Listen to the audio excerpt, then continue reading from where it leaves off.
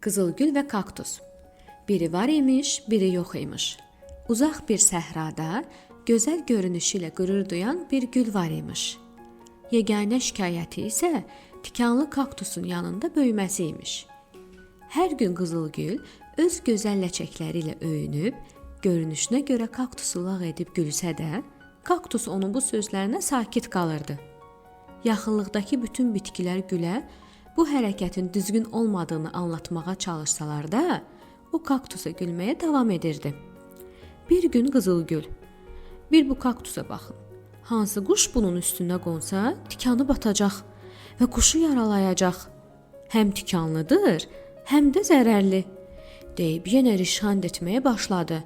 Lakin kaktus yenə də cavab vermədi. Bundan qısa müddət sonra qızmar bir yay gəldi.